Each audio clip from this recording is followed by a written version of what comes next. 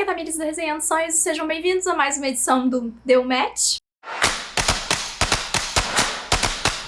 Hoje a vítima da vez é ninguém mais, ninguém menos do que Tatiane Leite, de Valer um Livro. Tati, em 2023, na Bienal do Livro, olhou nos meus olhos e perguntou: Tami, quando será o meu momento? E chegou o momento, deixei a Tati repousando aí, né, por um ano, chegou o momento da Tati. O medo dessa tibiar da Tati, porque assim, primeiramente, dificílimo montar uma tibiar de Tatiane Leite, porque a Tati lê umas coisas muito diferentes do que eu leio. A gente tem algumas coisas ali que se cruzam, mas é bem pouco, tá? É bem pouco. Eu acho que de todas as pessoas desse ano, a pessoa com quem eu menos tenho coisas em comum é a Tati. Tem uma outra pessoa também que é bem diferente. Eu acho que de todos talvez seja a Tati, tá? E aí, a Tati não me ajudou, porque ela tem muitos livros favoritos. Ela tem muitas leituras que ela ama muito. Então foi muito difícil fazer essa tibiar. Inclusive, se você quiser acompanhar o meu processo de montagem dessa tibiar, já saiu um vídeo aqui no canal, pelo menos era pra ter saído. Porque esse ano, como recompensa de membros aqui do canal, eu gravei as 4 montagens de tibiar e esse vídeo vai sair sempre antes do vídeo original. Então já deve ter saído aí esse vídeo, e naquele vídeo eu cruzo por vários vídeos da Tati, vejo redes sociais, essas coisas. A Tati inclusive não atualiza redes sociais. Eu tinha acesso a uma planilha, que eu nem sei se a Tati lembra disso, mas ela me mandou uma planilha quando ela participou no Dá Teus Pulos, e aí eu dei uma consultadinha na planilha também, mas me baseei bastante nos vídeos dela. O que eu posso dizer? A Tati é uma mulher inteligentíssima, a Tati é uma mediadora extremamente capaz, e é uma pessoa que tá dentro do mercado, assim, de várias formas. Já participou das mais diversas coisas da Tati, então é uma pessoa que eu admiro bastante e que estava curiosa para este momento aqui. Se vocês não conhecem o trabalho da Tati ainda,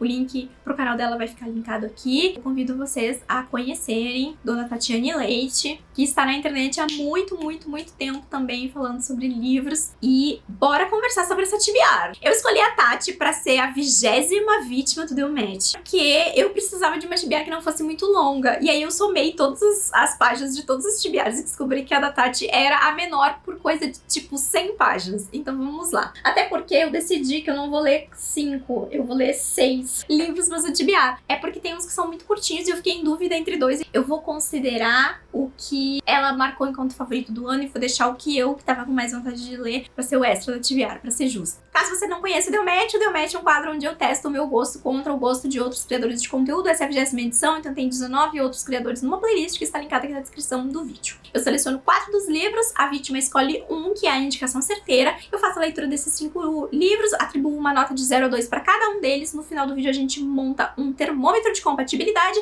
e a gente vê qual é a média dessa pessoa e onde ela se encaixa no nosso ranking dentre os 20 criadores que já passaram por aqui. Então a gente vai descobrir onde a Tati vai se encaixar no ranking aí, que já tem outras 19 pessoas. Então eu vou apresentar para vocês os 4 livros que eu escolhi para essa tibiar. Vamos lá! Primeiramente, quando penso em Tatiane Leite, penso em Pagu. E se você não pensa em Pagu, você precisa conhecer a Tati e assistir os vídeos dela pra pensar em Pagu também. Nunca li Pagu, então vai ser meu primeiro momento lendo. Eu escolhi Pagu, autobiografia, foi o livro que também a Tati mencionou nos favoritos da vida dela, enquanto uma boa entrada pra Pagu, enquanto conhecer parte do trabalho da Pagu. Eu não faço a menor ideia do que esperar da escrita. Tati sempre fala com muita reverência, com muito carinho, né, e conhecimento do trabalho dessa autora, então estou curiosa. Aí eu fui cuidar os favoritos do ano de Tatiane Leite, aqueles livros que ela gritou mais alto em cada um dos anos, e me deparei com um título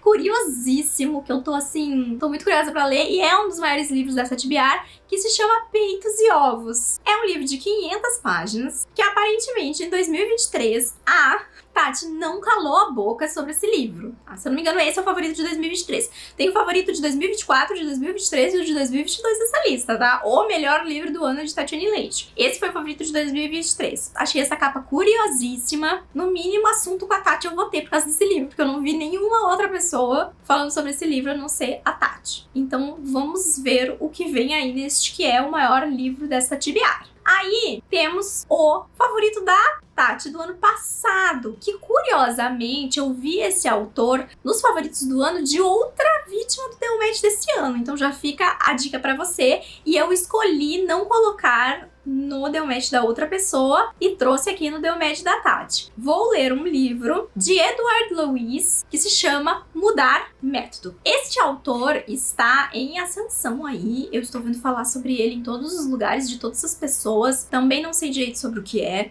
eu só sei que é um livro curto, que esse autor tem um padrãozinho de capas assim, então tô curiosa, mas esse é um Delmatch que todos os livros eu estarei entrando 100% sem saber o que está acontecendo. E aí, pra fechar essa TBR oficial, o favorito de 2022 de Tati Leite, que é Não Fossem as Sílabas de Sábado, da Mariana Salomão Carrara. Inclusive, eu vi que esse livro saiu pela Todavia, mas agora ele tem uma edição mais recente pela Companhia das Letras, então acho que ela mudou de editora. Essa autora também tem um livro super famoso, que é Se Deus Me Chamar, Não Vou, que é mais antigo. Esse livro também apareceu nos melhores da vida da Tati, além de ser um favorito do ano. A Tati leu um trechinho de abertura do livro e eu achei bem impactante, assim, achei bem diferente também, então resolvi colocar ele aqui. E aí, como um extra dessa TBR, um livro que eu tava de olho, apareceu nos melhores do ano e apareceu também nos melhores da vida, favoritos da vida da Tati, que foi um vídeo que eu achei que ia ter, tipo, uns 10 livros e tinha, tipo, uns 40, então foi um pouco difícil. Mas é um livro de menos de 100 páginas, então eu acho que vai ser tranquilo encaixar aqui, mesmo no mês que eu decidi que eu precisava ler poucas páginas, que é Vamos Comprar um Poeta. Eu achei que tinha um tom aí que combinava comigo nesse livro, fiquei com vontade de ler, então vou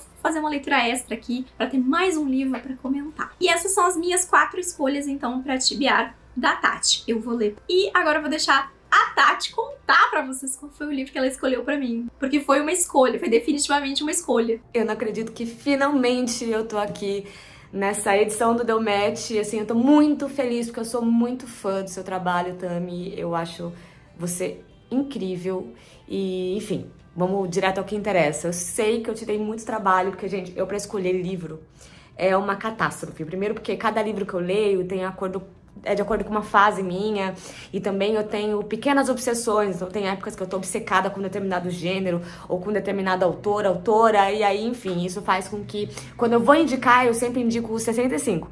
Os meus 65 livros preferidos da vida, entendeu? É um pouco difícil, mas vamos lá, e eu sei também que eu surpreendi você escolhendo Interlúdio como a minha leitura, indicação certeira, mas eu não sei bem se vai ser certeira, porque eu li esse livro lá na época que a gente se conheceu, né? Eu conheço a Tami há muitos anos, eu fazia parte de um canal que chamava Cabine Literária, inclusive nessa época que eu fazia o marketing de algumas editoras, e foi assim que eu conheci a Tami, a gente lia coisas muito parecidas. E aí, enfim, eu fui começando a ler outras coisas e parei até de trabalhar com isso dentro de editora. E é dessa fase, e eu nunca reli, eu nunca tive coragem de reler, porque eu tenho muito medo de estragar a minha experiência desse livro que me enlouqueceu. Eu fiquei extremamente a bublé das ideias lendo esse livro na época. Ele chama Interlúdio, do James Blackcell. Apesar desse nome, ele vive nos Estados Unidos, mas é um autor brasileiro. Inclusive, o livro se passa no Brasil, né? A gente tem aqui o Lázaro, que é um adolescente, assim, ele acabou de passar pela adolescência, ele dá aulas de inglês e aí um dia ele recebe um telefonema de um americano que é militar, acabou de se mudar pra lá com a família e precisa de aulas particulares pro seu filho, que precisa aprender a falar português, porque eles vão começar a viver lá. E aí ele começa, enfim, ele adentra a nossa família pra dar aula e ele se apaixona, ele fica obcecado nesse menino. E é uma obsessão tão grande e tantas coisas acontecem que no decorrer de 30 anos essa história ainda vai reverberar. É super pesada, é uma história muito difícil de ser lida e é tão difícil que eu tô com 2 edições aqui, porque quando o James Blackcell lançou, ele falou que a editora, que nem existe mais essa editora, cortou alguns capítulos e aí ele lançou depois por conta própria com os capítulos que tinham sido cortados, que eu não tive coragem de ler de novo. Então, não sei se é certeiro, eu espero que você goste, eu espero que você dê uma enlouquecida como eu, porque enlouquecer pela literatura é gostoso demais. E, enfim, essa é a minha indicação e eu tô muito curiosa pra ver esse vídeo completo de você reagindo e pra saber quais livros você escolheu aí dos meus 56.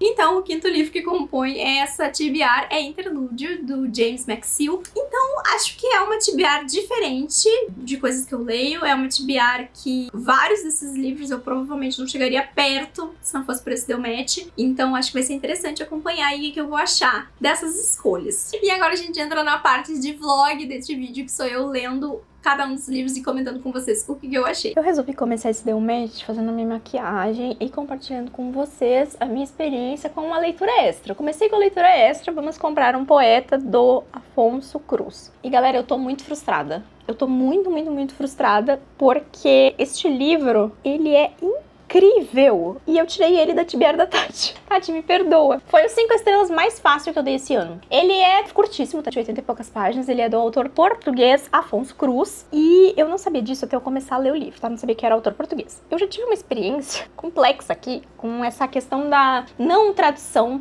né?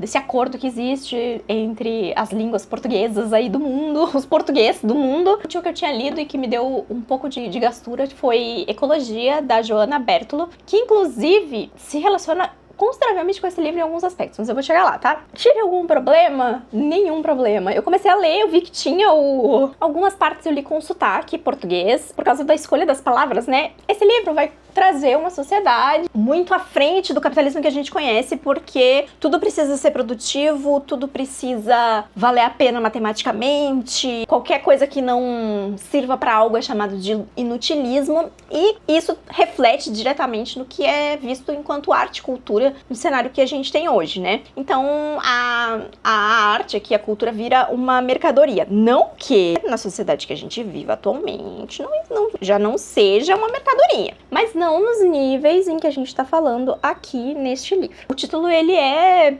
direto, tá, gente? Você pode entrar numa loja e comprar um poeta. Então essa família, que é composta por uma mãe, um pai e 2 crianças, irmãos. A filha mais nova, que eu acho que tá ali no começo da adolescência, ela resolve comprar um poeta e existe uma discussão. O que comprar, né? Porque os artistas são mais sujos, porque não sei o que lá, e aí eles escolhem por um poeta. E aí o que a gente vai ver nesse livro é essa menina começando a repensar e se descobrindo algumas linhas de pensamento que este mundo já esqueceu aí, por causa dessa relação dela com este poeta que não tem os mesmos princípios relacionados às questões mercadológicas, digamos assim, que ela tem. Este livro me lembrou muito Clara e o Sol, do Kazuo Ishiguro. Clara e o Sol também tem esse cenário mais pra frente, só que se compram robôs em formato de criança, né, para serem os melhores amigos das suas crianças. Já faz um tempão que eu li Clara e o Sol. Inclusive eu preciso ler mais algumas coisas do Ishiguro, mas eu me lembrei essa coisa de comprar coisas que vão se aproximar do ser humano enquanto numa outra abordagem, sabe? E aqui esses poetas são produtos e são questionados também, né? Quando ela é questionada, por que você compra um poeta? Por que você quer um poeta, sabe? E aqui, neste mundo, tudo é comercial, como eu falei pra vocês. Então, tudo tem uma marca atrelada, tudo foi vendido. O que tem tudo a ver com ecologia, porque em ecologia a língua foi vendida, então se patenteiam idiomas. E, por exemplo, este vídeo aqui, você paga por palavra dita. Então, por exemplo, esse vídeo aqui, que deve estar saindo pra vocês com 1 hora por aí, mas que o bruto tem provavelmente mais que o dobro disso, porque eu sou uma pessoa que não sei falar pouco, esse vídeo teria me custado uma fortuna absurda no mundo de ecologia. Então, os autores portugueses aí, se eu não me engano a Joana também eles estão numa vibe. Então aqui tudo tem uma marca, tudo tá atrelado ao comércio. O que também me lembrou de uma outra, que agora vou botar em todos os lugares possíveis essa referência até eu esgotar. Que tem, também tinha marca por todos os lugares, Graça Infinita, que depois que eu fiz essa leitura, eu vou enfiar Graça Infinita em todos os lugares pra valer a pena o trabalho que foi essa leitura, tá? Em Graça Infinita os anos eram comprados, né? Então não era, o ano 2025, era o ano da fralda, como é que é o nome de uma fralda? Turma da Mônica. Tá? Da máquina de lavar para sempre. Os anos eram comprados, né, por empresas. Então, esse não é um conceito novo, mas aqui tem uma aplicação bem mais sutil e artística, eu diria assim, porque esse é um livro que, enquanto ele é extremamente sutil ao apresentar os seus conceitos, ele é também um grande soco no estômago se a gente parar pra pensar no que essa sutileza está escondendo por trás da feiura que este mundo ele tá apresentando pra gente aqui enquanto realidade, que você não pode ter tempo livre e, inclusive, a escolha de comprar um poeta é porque é para melhorar a qualidade de vida das pessoas dessa casa, para que eles sejam mais produtivos. Então é a era da produtividade, não pode ter tempo de inutilismo, que é o que é trabalhado aqui bastante. E aí esse poeta vai falar percepções aqui que podem parecer poéticas dentro do conceito do livro, porque é um poeta falando, mas que na verdade são coisas óbvias que essas pessoas que já estão sugadas por essa realidade, elas não pensam mais, porque isso não faz parte desse conceito que elas estão vivendo aqui, que é esse mundo onde tudo precisa ter valor monetário, senão as coisas não funcionam como deveriam aqui. E esse livro é essa conversa, essa evolução, então, desse diálogo com essa menina e do quanto ela vai percebendo que parece que tem alguma coisa errada com essa vida que ela tá vivendo. Eu separei um trecho, que eu vou precisar botar meu óculos, porque eu não enxergo um dedo na frente do meu nariz, se eu não tiver de óculos. Eu separei um trecho pra ler pra vocês, que achei ótimo, porque é um trecho que fala exatamente sobre cultura, né? Inutilista, sem dúvida nenhuma, é o nome do capítulo. Percebi que estava cada vez mais inutilista e que pensava em coisas só pela sua beleza e não queria saber o seu valor monetário ou instrumental. A presença desse poeta já tá desconstruindo, né, algumas coisas nela. Estava cada vez mais esquisita, como dizia o meu irmão. Então isso já é apresentado aqui enquanto um comportamento esquisito, né? Por vezes, também eu ficava a olhar para um inseto, para um padrão de um tapete, para um copo de chá com uma rodela de limão, ou pior, para a marca que um copo de chá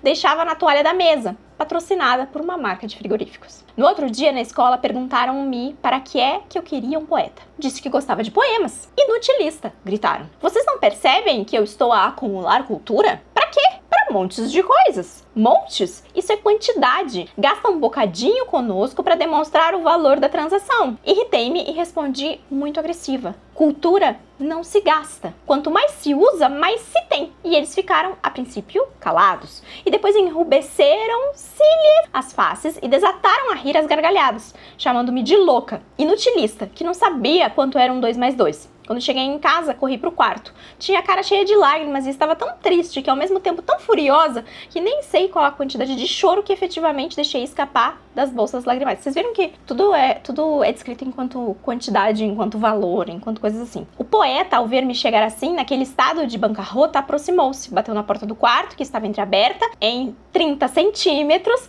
e perguntou se podia entrar. Não respondi, pois soluçava ininterruptamente. Ele sentou-se na cama, ao pé de mim, a uns parcos 22 centímetros, e ficou em silêncio. Não sou uma inutilista, disse-lhe eu. Esse é uma história de poucas palavras, mas onde todas essas palavras estão dizendo algo interessante e que refletem exatamente a mensagem que o Afonso quer que a gente pense sobre. Porque não é necessário, não existe lição de moral nesse livro, tá? Não existe um momento onde os personagens entram numa epifania que vão dizer não, porque o correto é isso, porque este mundo vai se desfazer, porque essa...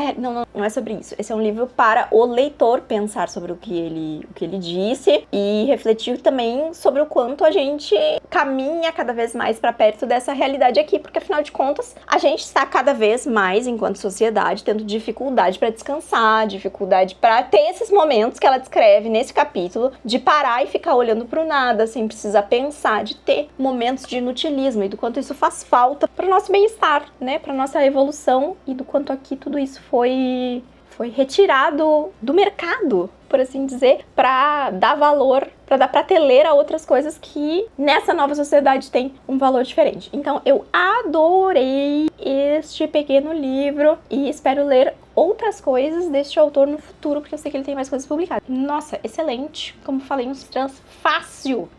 Pena que não conta para o termômetro deste Delmet. Mas agora vamos falar sobre um livro que conta, que foi exatamente o que substituiu Como Comprar um Poeta, que foi Não Fossem as Sílabas de Sábado, da Mariana Salomão Carrara. Também meu primeiro contato com essa autora. Todos os livros que vou ler neste Delmet serão primeiros contatos, né? Acho que sim. Tinha ficado interessada ao ver a Tati ler a abertura desse livro, e ao mesmo tempo eu também tinha ficado um pouco preocupada, porque é um trecho que remete a uma certa melancolia, né? E aí eu fiquei pensando, será que este livro será todo assim, e portanto ficarei irritada, porque normalmente esse limbo de autodepreciação e que alguns personagens entram, ele não é a minha preferência de voz narrativa, tá? Eu fico extremamente irritada com a inanição dos personagens. É o caso em Não Fossem as Sílabas do Sábado? Não é o caso. O livro, sim, é extremamente melancólico, mas é de uma forma que eu acho que eu não tinha visto ser executado ainda num livro com essa temática, tá? Esse é um livro sobre luto e eu fiquei chocadíssima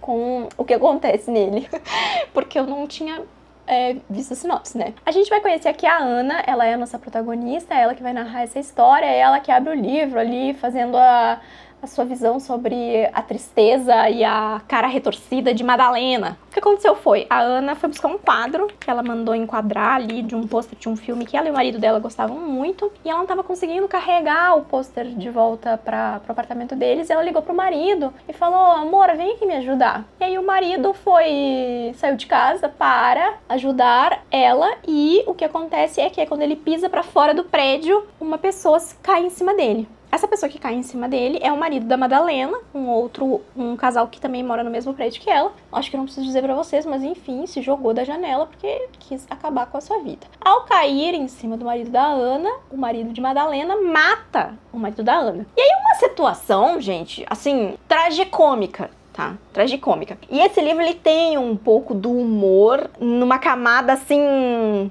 Sabe quando a situação é tão... Você não tem uma reação para aquela situação que a situação fica engraçada? Esse livro tem uns momentos assim. Não é que a situação, a pauta, o contexto seja engraçado, mas são coisas tão absurdas que estão acontecendo na vida dessa pessoa que ou você senta e chora ou você senta e ri. E no caso aqui, a personagem, ela tem uma postura muito mais de carregar as coisas dentro da sua própria melancolia, dentro do próprio luto que ela vai passar a carregar aqui a partir desse momento, porque essa é a abertura do livro, tá? O que vai acontecer é que ela está grávida, a Madalena que é a esposa do cara que matou o marido dela, vai começar a fazer parte da vida dela. Então, além dela ter que conviver com o próprio luto, ela vai ter que conviver com essa mulher que toma, de certa forma, como responsabilidade ali, dá uma certa assistência pra Ana. E a relação das duas é muito curiosa, porque num primeiro momento parece que a Madalena tá se impondo na vida da Ana. Mas depois, na verdade, a gente entende que a Madalena foi como um bote salva-vidas pra essa personagem, porque todas as outras pessoas se afastaram dela naquele momento em que ela mais precisava. Só que é muito estranho, porque a gente tá vendo essa história pelos olhos da Ana. Então, pra ela, no começo é uma imposição, sabe? É uma coisa assim que ela fica tipo, gente, o que essa mulher tá fazendo aqui? O que tá acontecendo? E vão se passar muitos anos, tá, nesse livro. E eu não vou conseguir passar o livro e passar a lápis de oco ao mesmo tempo, né? Só que o luto, galera, ele é um sentimento que ele não tem muito termômetro, assim, né? Não existe um momento onde você para de sentir certas coisas. Existe um momento onde você gerencia esses sentimentos melhor. Esse cenário, ele é comumente retratado de uma forma que eu não gosto, porque é uma imersão total e às vezes ela é retratada de uma forma como se nunca existissem momentos de luz no fim do túnel. Na maioria das vezes, o luto, ele é retratado enquanto algo constante e que vai chegar num lugar onde aquilo vai se quebrar. Como muitas outras questões também, às vezes de saúde mental também, a pessoa se cura magicamente, assim, quando na verdade é algo que você carrega. E isso pode ser feito de uma forma interessante ou vai ser feito de uma forma que vai me irritar profundamente. E aí tem um exemplo pra dar pra vocês, que é Água Fresca para as Flores, da... Como é que é o nome daquela querida, no caso, desquerida pra mim, Valérie Perrin. Ela é francesa, agora saiu um novo livro dela, 3. Eu fiquei profundamente irritada com Água Fresca para as Flores, porque é um livro que ele joga um bote salva-vidas pra personagem principal, que está passando sim por um momento de luto profundo durante todo o livro, só que é um bote que pode murchar e desaparecer a qualquer momento. Então não é de verdade uma evolução da personagem ao perceber que ela pode sim ter uma vida com o luto, né? Eu acho que às vezes é isso que falta na história, é entender que é retratar as pessoas vivendo com o luto e não apenas definhando com o luto. Talvez eu tenha chegado finalmente no momento que eu queria. E isso é sempre feito com uma morosidade muito grande nas histórias, o que não é o caso de Não Fossem as Sílabas de Sábado, tá? Do Sábado. Esse livro, ele tem saltos temporais, ele é extremamente dinâmico no corte, nas passagens, na forma como ele é montado. Ele é um livro super curto, né, de 168 páginas, então a gente vai acompanhar aqui um período de tempo de vários anos na vida dessas personagens. E além de existir um momento claro onde você percebe que a cortina do luto se levantou e a personagem principal encontrou o ponto de balanço dela para conviver com esse sentimento, existem pequenas mudanças ao longo do livro, em momentos diferentes, onde ela muda o tom, onde ela passa a se referir a Madalena de uma forma diferente, onde ela conta sobre outras coisas que aconteceram na vida dela, que são pequenos pontos de referência que marcam pequenos passos e evoluções da personagem ao longo do caminho. E isso tá escrito ali também com bastante sutileza, porque toda a história é contada do ponto de vista da Ana, e é como se fosse ela metralhando informações e sentimentos numa escrita que eu achei bastante bonita, da Mariana Salomão, que não é nem uma escrita, porque às vezes quando a gente fala escrita bonita, vem atrelado a ser uma escrita poética, difícil, com palavras estranhas. Não necessariamente, eu acho que ela consegue ter um jeito de escrever a história que envolve o leitor nessa névoa que ela tá criando ao redor dessa personagem, e ainda assim a gente consegue navegar muito bem essa história e esse livro sem nenhum tipo de dificuldade com a linguagem e com o que tá sendo dito, porque mesmo que você nunca tenha se colocado, nunca tenha se visto, né, porque eu acho que ninguém se coloca numa situação de luto, o luto acontece com a gente, você consegue entender muito próximo da personagem o que ela tá vivendo a partir de uma situação extremamente absurda, que é uma pessoa estava andando na rua e outra pessoa caiu por cima. E também existem aqueles momentos onde ela se questiona, nossa, se eu não tivesse ligado pra ele, se eu não tivesse decidido pra pegar aquele quadro, se o porteiro tivesse conversado mais, conversado menos, qualquer coisa é uma influência pra esse momento. E ao perceber que qualquer coisa poderia influenciar nisso, também se percebe que essa não é uma culpa específica, né? Porque obviamente que o primeiro sentimento da personagem foi se culpar. Então eu achei esse livro muitíssimo interessante, porque ela faz essa brincadeira do Não Fossem as Sílabas do Sábado também, explorando o nome da Madalena, explorando o nome que ela dá pra filha dela, e da demora, né, de falar uma palavra, e de como isso se expressa em relação à mensagem da história, assim. Eu lerei coisas diferentes dessa autora, eu gostei bastante do narrativo, como comprar um poeta, um livro de 80 e poucas páginas, aqui um livro de 168 páginas. Mariana Salomão Carrara não precisa de muitas páginas para dizer muita coisa, porque eu acho que ela diz muita coisa com esse livro, mesmo que o livro tenha um grande assunto, uma grande névoa ao redor de tudo aqui. Então eu achei uma escrita muito bonita, achei uma mensagem super interessante, achei uma apresentação desse conceito de um jeito que eu não tinha visto ainda, com dinamismo, com um certo absurdo que transforma algumas coisas num aspecto cômico, mas esse cômico ele existe só pro leitor, ele não existe necessariamente pra personagem, e uma convivência forçada que trouxe uma cura estranha, mas que a gente consegue perceber essas nuances conforme a gente vai lendo e observando essa personagem nas interações que ela escolhe compartilhar com a gente, com o leitor. Não sei qual vai ser o próximo livro que eu vou ler, mas já eu conto pra vocês em instantes. Bom, eu tenho 2 livros pra conversar com vocês nesse take, e os 2 eu tô um pouco assim, sem saber direito o que sentir a respeito desses 2 livros. Eu vou começar com Autobiografia Precoce, da Pagu. O nome da Pagu, na verdade, é Patrícia Galvão. Passou a assinar como Pagu depois de um momento em que trocaram o sobrenome dela. E aí ela assumiu, né, então, esse nome.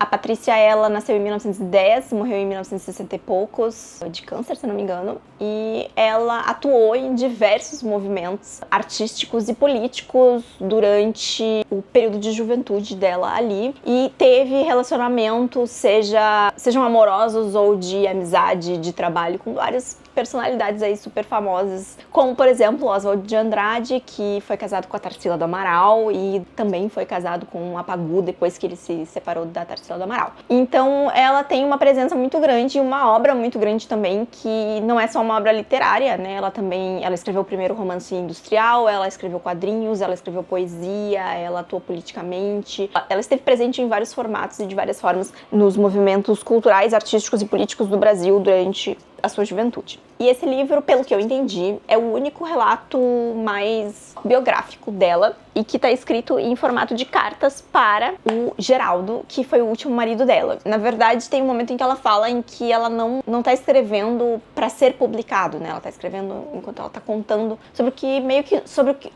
o que aconteceu na vida dela antes desse último relacionamento que ela teve e com quem eu acredito ela ter terminado a vida dela, né? E vai começar com ela muito jovem, na verdade vai começar com ela contando aos 12 anos, quando ela teve a primeira relação sexual dela, que foi uma relação de abuso, e do quanto isso refletiu também depois pra ela em ela nunca ver isso enquanto algo positivo ou assim, algo que ela sentisse prazer. Então é sempre, toda vez que ela precisa falar sobre relações sexuais, ela fala de uma forma bem mecânica, assim, enquanto ela é posicionada muito mais como se ela estivesse só presente ali, não como se ela estivesse participando ou gostando de nada. E ela esteve ativa no movimento comunista ali na década de 30, que era o PCB, se eu tiver que resumir, talvez, toda essa parte política dela numa palavra, eu acho que seria abnegação. E eu acho que é exatamente essa parte que me deixa muito insegura pra falar, porque eu não sei se em certos momentos eu li a história da Pagu com admiração ou se eu senti pena de algumas das decisões que ela tomou e do que isso resultou na vida dela. E que eu me sinto insegura pra falar isso, porque eu sei que esse meu pensamento vem de um lugar de julgamento, porque não é assim que ela se coloca na história, na narração. Ela não se faz de vítima em nenhum momento, assim, ela muito pelo contrário, ela é bastante estoica em vários momentos, por mais que a gente sinta que existe uma carga ali que ela escolhe conscientemente não externalizar necessariamente, mas ela vai se colocar à disposição aqui desse partido político para fazer qualquer coisa. Ela foi presa mais de 20 vezes durante esse período. E aí eu acho que é aí que eu fico pensando muito, assim, não foi só da repercussão externa, sabe? Não foi só da repressão que veio essas coisas, mas veio também de dentro, veio das pessoas que estavam ao redor dela, né? De como ela foi usada aqui muitas vezes. E os seus sentimentos e necessidades foram completamente desconsiderados. E aí existe um tom que me parece também um pouco de ingenuidade da Pagu no livro, né, na experiência dela, de achar que as pessoas, porque eles estavam, sei lá, defendendo aqui uma causa dita nobre, todo mundo ali ao redor dessa causa iria ter o mesmo padrão de consideração, né, e ela foi muito maltratada, além do fato de que usaram ela várias vezes para situações que ela estava extremamente desconfortável e ela foi excluída em outros momentos, porque nessa época, mesmo que ela fosse muito desprendida de certas coisas e se colocasse na linha de frente, a presença da mulher no movimento político também não era valorizada, né? Então, você é uma mulher de relacionamentos livres, então vai lá e transa com aquele cara pra conseguir uma informação pra gente, sabe? E aí ela, tipo, não, peraí, não foi pra isso que eu me alistei. Mas enfim, e essa luta política dela também fez com que ela abrisse mão de tempo com o filho dela e de ter experiências, assim, ou vivências mais comuns, né? Ela estava sempre muito envolvida nesses cenários. Então eu fiquei muito dividida entre achar muito interessante a jornada dela e olhar com um certo louvor a essa abnegação e ao fato de que ela toma uma decisão consciente de entregar a vida dela à luta e entregar a vida dela à arte, a escrever e a criar e a lutar, mesmo que depois, mais pra frente, ela teve um rompimento, né? Então, mas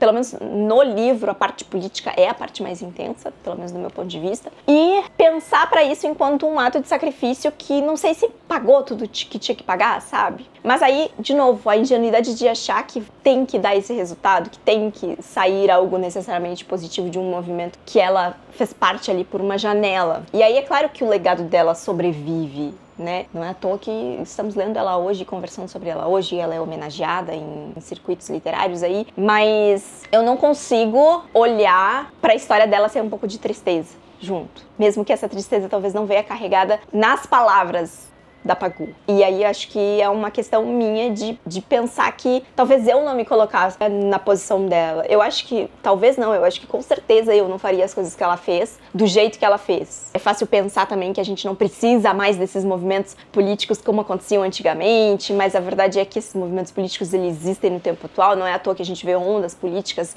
indo e voltando o tempo inteiro aí, e movimentos se levantando e políticas mudando, é porque esses movimentos estão acontecendo. Só que o formato em que eles estão acontecendo é diferente, né? Então, isso causa um estranhamento e eu sei que eu não faria as coisas que Pagu fez, porque eu não me submeteria às coisas que ela se submeteu aqui. Mas essa é uma percepção individual, assim, egoísta, né, da minha parte. Eu não vou dizer pra vocês que tudo que ela fez foi certo, ou que tudo que ela lutou, enfim, mas ela tem uma contribuição enorme aí que independe de decisões que às vezes foram impostas a ela, ou causas que ela resolveu lutar. Isso foi uma coisa que me chamou a atenção. Outra coisa que me chamou muita atenção foi a relação dela com o Oswald, porque ele era um cara que já tava... Ela tinha um círculo muito interessante de pessoas, mas o Oswald, ele tinha mais dinheiro ali, né? Ele tava mais... assim. E a relação dos dois foi uma relação estranha, porque ela se casa pra sair de casa, e aí depois ela se separa prepara pra casar com o Oswald. Eles têm um filho, ela fala desse filho com muita reverência. E durante a jornada política dela, ela meio que deixa esse filho com o Oswald pro Oswald cuidar. Só que esse cara, ele meio que só avisa ela, assim, olha, a gente vai ter uma relação aberta, então você dorme com quem eu quiser, eu vou estar dormindo com quem eu quiser. Ela, inclusive, fala no livro, eu acho que ela não amou ele nunca. E tem momentos que ela fala dele com tamanho desprezo, que eu fiquei pensando, se esse cara lesse esses textos, se eu tivesse na posição dele, eu ia me sentir um grande bosta, sabe? Porque ela fala dele, assim, com desprezo, e ao mesmo tempo, às vezes, ela tem uma necessidade dele, então é uma coisa que fica duelando, assim, parece nos sentimentos dela, porque é ele que ajuda ela financeiramente também, é ele que tira ela, às vezes, de umas enrascadas, assim, porque é ele que, mandou o dinheiro, não sei o que, apareceu e tal, forneceu tal coisa, entregou tal contato, mas não existe nenhuma relação de afeto, amor, e até às vezes quando ela fala que ela, tipo, vai na direção dele por livre espontânea vontade, assim, é seco, é duro, que é muito diferente do tom que parece haver tecido costurado em todas essas cartas, porque ela tá contando isso pra uma pessoa a qual parece que ela tem um sentimento muito diferente, que é o Geraldo. Então, toda vez que ela falava do Oswald, parecia que vinha com um asco muito grande, e eu fiquei muito, tipo, garota. Que curioso. Mas aí, também tem um reflexo aqui, talvez, da essência da alma da Pagu, que era de liberdade, de ela se expressar livremente, de ela lutar livremente, por isso que ela se sente muito tranquila também de falar livremente sobre isso. Mas também, de novo, pode ser porque ela, num primeiro momento, achou que... Porque quando ela tava escrevendo, ela não achou que nada disso fosse se tornar público, sei lá. Mas assim, eu acho que, além de aprender sobre Patrícia Galvão, eu acho que também é uma aula de como certas coisas aconteceram num Brasil do passado, que não tá tão no passado assim, porque a gente vive lutas políticas e movimentos o tempo inteiro, em tempos atuais, e do quanto existem pessoas que se colocam na linha de frente de certas situações, que se voluntariam enquanto aqueles que vão ser a linha de frente dessas lutas, e do quanto, na maioria das vezes, esse reconhecimento, essa reverência, ela vai vir depois, ou às vezes nem vai vir, né? E também do quanto é importante que existam pessoas com um pensamento livre para criar coisas diferentes, né? Porque eu acho que isso é uma das coisas que talvez diferencie a Pagu, do quanto ela buscou tentar coisas diferentes, seja na escrita dela, seja na arte, seja em como ela estava abordando certos padrões sociais, e talvez seja essa quebra de padrões que possa causar esse estranhamento da figura que ela escolheu ser, sabe? De carregar as lutas dela com tanta liberdade, de uma forma tão de frente, assim, direta, custe o que custar. Essa abnegação dela, eu acho que ela vem também de um lugar de sacrifício e de marcas que ficaram, sabe? Porque às vezes ela expressa, ela não é uma narrativa melodramática onde ela fica se queixando, mas às vezes dá pra perceber que ela não necessariamente se orgulha de certas coisas, ou que aquilo custou pra ela de uma forma que ela talvez não tivesse medido na época o quanto ia custar, né? Dos momentos de desespero quando ela não tinha dinheiro pra comprar comida,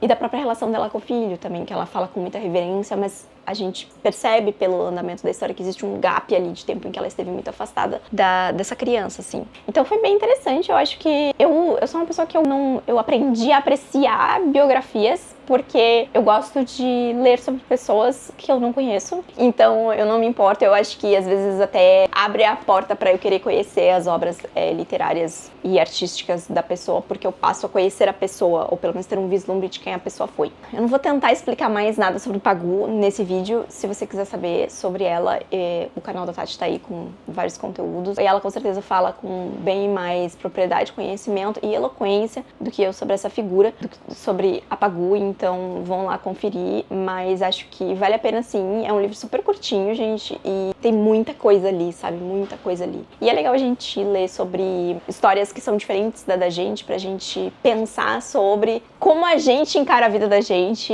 e o que desperta na gente exatamente esses sentimentos de desconforto, e se essas coisas são boas e se são ruins também, e como às vezes a história de outra pessoa pode inspirar a gente também. Agora, falando em histórias completamente diferentes da gente, que podem inspirar ou causar certa desconforto, vamos falar sobre Mudar Método, do Eduardo Luiz. Gente, este livro foi uma montanha-russa de emoções. Olha, tu tá me unhando por quê exatamente? Se eu só me apoiei na minha própria cama, onde tu tá deitada de graça, sem pagar nada. Sério, gata. Eu fiquei um pouco confusa, porque quando eu fui marcar esse livro no Goodreads, ele tá marcado como ficção. Mas pelo que eu entendi, o livro vai trazer um relato da história do próprio autor, certo? Bom, talvez eu tenha entendido tudo errado, mas enfim. Aqui a gente vai ter a história do Ed, porque Edouard Louis, sabe que fala o S? Edouard Louis, porque ele é francês, né? Ele, na verdade, nasceu Ed e ele mudou o nome depois pra se adequar. Aí aqui talvez seja interessante porque dá pra fazer até um paralelo com o livro da Pagu. Enquanto Patrícia Galvão não se importava com o que as pessoas pensavam nela e ela só queria ir em direção às lutas dela, às lutas que contribuíssem, aos aspectos que contribuíssem,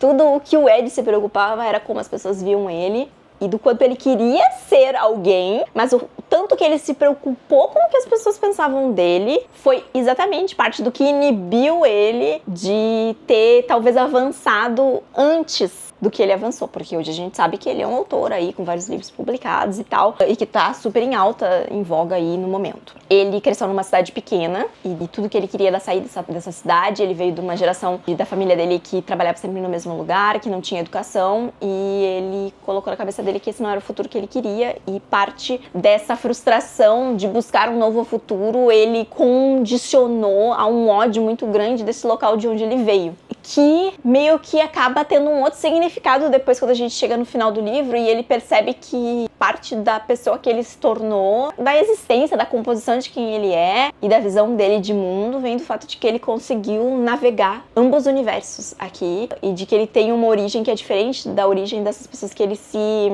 transformou tanto pra fingir que ele fazia parte, sabe? É uma pessoa que foi muito ajudada, esse garoto, viu? Ele encontrou muitas pessoas ao redor da vida dele que ajudaram ele, assim, e ele vai acabar indo estudar numa outra escola, num lugar mais diferente, onde ele vai conhecer uma pessoa que vai acabar se tornando a melhor amiga dele. Ela tá algumas classes sociais acima dele, no que ele vê enquanto algo muito magnífico, e depois ele vai perceber que, na verdade, ela estava muito longe do que depois ele ia descobrir que era efetivamente a elite aqui da sociedade e tal. Então ele vai começar a se relacionar a ter amizade com essa menina, porque ele é gay. Aí isso é uma coisa também que assombra muito ele. Ele, na verdade, talvez seja a maior porcentagem aqui dos medos e anseios dele tem a ver com ele ser gay. Isso é uma insegurança muito grande pra ele e ele se submete a situações também, ele se coloca aqui em situações que trazem risco pra ele, porque ele parece que ele nunca tá saciado com algo que ele precisou suprimir durante muito tempo. Não sei se esse é o jeito certo de colocar a posição aqui. Essa amiga vai começar a introduzir a eles alguns nomes, ele vai começar a frequentar alguns locais, e se eu não me engano é a mãe dela que acaba falando que Ed é um nome muito singelo, assim, muito pobre, que na verdade ele devia se chamar Edward. E depois ele acaba mudando o nome dele e tal, e ele vai crescendo ao redor disso que ele acha que ele precisa ser pra fazer parte deste novo. Só que toda vez que ele alcança alguma coisa, ele percebe que ainda existe um monte de coisa que separa ele desse novo patamar que ele vai estabelecendo. E o livro é essa jornada dele até ele chegar num ponto onde ele percebe que talvez ele se encontre, mas eu não tenho certeza se ele se encontrou de verdade. Eu acho que ele encontra pelo menos um lugar sólido, porque ele passa a publicar, e aí ao publicar atinge aí talvez o status que ele tanto queria. Mas esse é um livro que ele é bastante cru. Aí aqui a Tati vai querer me matar. Nossa, ela vai me matar. Não pude não lembrar de Uma Vida Pequena lendo esse livro um pouco. Só que diferente da abordagem daquela autora que é tudo um grande... Como é que eu vou dizer assim? É tudo muito embalado num celofane bonito, com laços pra você ir desamarrando aqueles laços e você acabar chorando em cima da tristeza e da sofrência alheia. Então tudo muito, assim, cerceado, uma estética de comovência. A escrita desse autor é muito diferente, assim, ele é cru, ele joga as coisas e ele não esconde necessariamente as suas partes mais estranhas ou as suas partes mais feias, e isso reverbera pro leitor em momentos em que você para e pensa assim, tá, querido, o que você tá fazendo fazendo com a sua vida, sabe? E ele se auto-justifica de coisas, assim. Tem uma hora que ele fala que a amiga dele falou pra ele que ele usava as pessoas. E ele fala, não, eu não uso as pessoas. Eu deixo muito claro que eu preciso da ajuda dessas pessoas. Mas assim, ele se coloca numa posição de... E ele efetivamente consegue as coisas. Ele tem muitas pessoas que pagam por coisas ao longo da jornada dele, que ajudam ele, que oferecem oportunidades. E isso vem da lá. Um personagem, uma pessoa, eu não sei, eu acho que eu tô falando da pessoa, né, do Edouard Louis. Ele não é uma pessoa arrogante. Ele aceita ajuda, sabe? E ele também não tem a mesma melancolia ou tristeza de Uma Vida Pequena, tá, gente? E também não... O autor tá vivo aí, publicando, muito alegre e feliz. Então também não tem a mesma tragicalidade que existe ao redor daquele livro. Mas essa parte da arte... E aí talvez o paralelo mais interessante é que naquele livro o personagem se via em situações e aqui o personagem se coloca em situações, sabe? E lá ele se via em situações e não conseguia sair, e aqui o personagem se coloca em situações e consegue dar o pé. Mas teve momentos que eu pensei, nossa, esse arco aqui podia existir dentro de Uma Vida Pequena, porque, né? Então, tem isso. Teve um outro livro que eu li, que foi um livro que eu não gostei, que foi sobre a Terra, Somos Belos por um Instante, do Ocean Vuong. Esse livro é uma carta dele pra mãe dele que não sabia ler inglês, né? E aí ele fala sobre todas as coisas que ele viveu e tal, só que esse livro, uma coisa que me incomodou, é escrito de uma forma a parecer que o que tá escrito é mais inteligente do que na verdade é, assim, com o uso de umas certas palavras mais laureadas, assim, umas coisas assim. E já faz uns anos aí que eu li, acho que foi 2020, 2021 que eu li esse livro aqui, mas eu também pensei nele enquanto tava lendo. E tem uma coisa curiosa sobre essa leitura que é algo que até eu consigo me relacionar um pouco, levando em consideração que existe uma distância muito grande em inúmeros aspectos aqui entre a minha vida e a vida dessa pessoa, mas essa coisa de você sentir que você precisa deixar de onde você veio pra trás pra você seguir em frente. Quando eu tava eu acho que até antes de eu entrar na faculdade, eu sempre quis sair da minha cidade natal, porque eu nunca conseguia me ver lá. E é muito curioso, porque talvez na época eu tivesse essa visão de um lugar de deslumbramento, de achar que lá era ruim por causa daquela coisa da cidade grande. Isso foi uma coisa que eu aprendi e eu tive que entender também no que diz respeito à faculdade. Da onde você caminha, de onde você pertence, do status, né? E isso pode causar deslumbre, mas isso pode causar frustração também. No meu caso, eu tive uma certa validação de uma percepção que eu achei que vinha desse deslumbre, mas não é porque eu tenho esse sentimento toda vez que eu volto pra casa. Só que eu, diferente da pessoa do livro, eu não tenho esse rancor ou essa aversão ao lugar de onde eu vim. Muito pelo contrário. É onde meus pais ainda moram, então obviamente que eu relembro, agradeço e tenho memórias excelentes dos tempos que vivi, mas não era o meu lugar. É um ecossistema, uma cidade pequena, um interior, é um ecossistema que ele existe ali. Os assuntos são diferentes, as preocupações das pessoas são diferentes.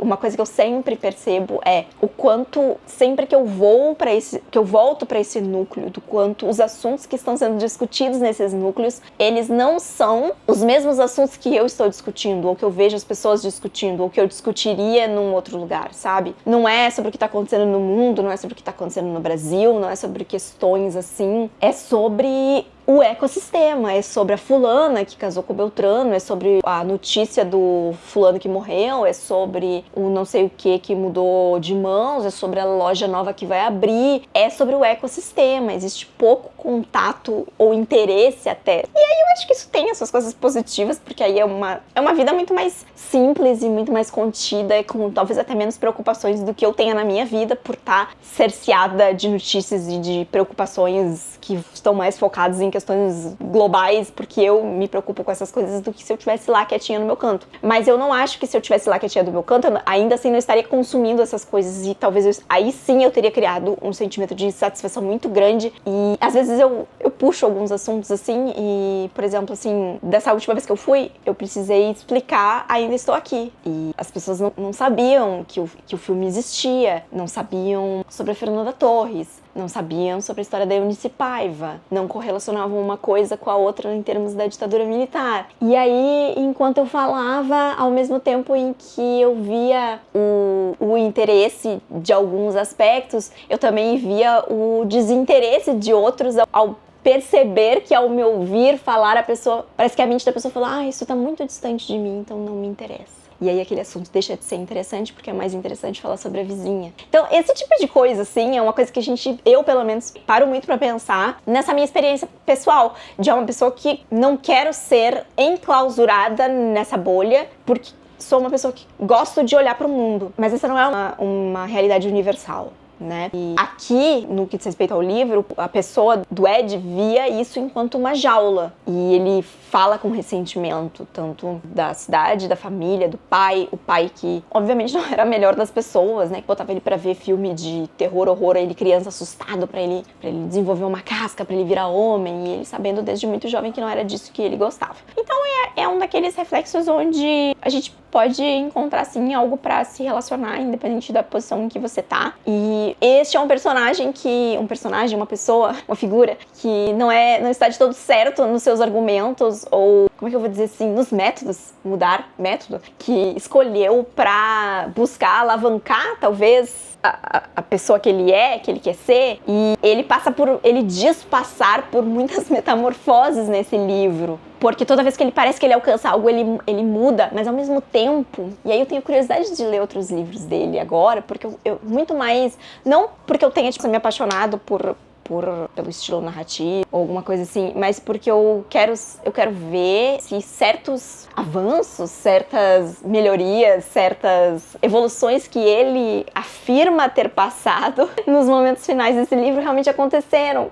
Porque de certas coisas que ele fala, às vezes a gente não tem essa percepção. Pelo menos eu não tive essa percepção necessariamente, assim. Então isso é curioso. E tá tudo bem, né? A gente não tem que aprovar e desaprovar a vida de todo mundo, né?